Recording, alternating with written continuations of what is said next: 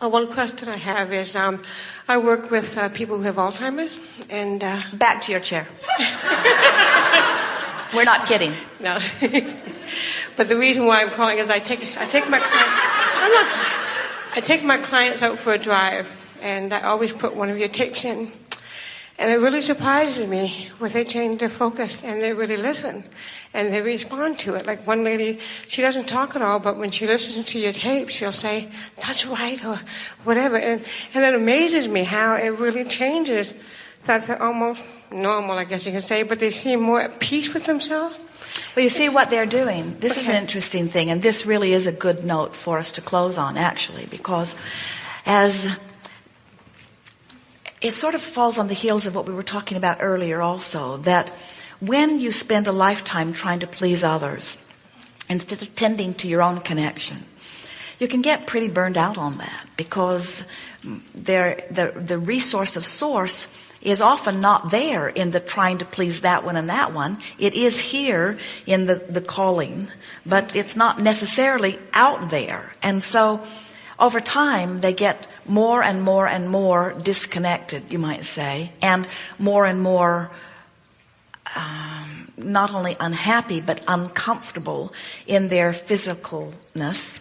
And then they begin, sometimes consciously, most often unconsciously, a steady withdrawal of attention. And that really is the best definition of Alzheimer's of anything. It's a gradual withdrawal of attention. So then you might say, withdrawal, yes, but we say no one can withdraw attention from one thing without turning it to something else. Think about that. In other words, you can't stop thinking about something, because the more you're not going to think about it, the more you've activated it, the more you're thinking about it. The only way that you can deactivate something is by thinking about something else. And so what are these people thinking about? Well, they're turning their attention inward. They're turning their attention. They're beginning to listen to that inner voice. They're listening to that flow. They're hearing the call from wherever they are. They're beginning to hear the call.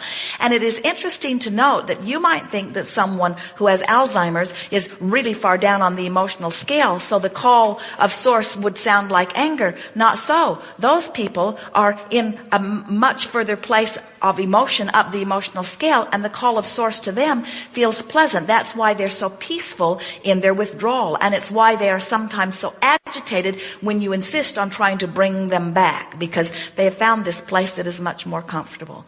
So then, as you play these recordings, they recognize the vibration of it. They recognize it as something that they've been tuning into. And it's surprising to them a little bit, because they're tuning into it in their physical format, where usually they have to tune their physical format out in order to be there, you see.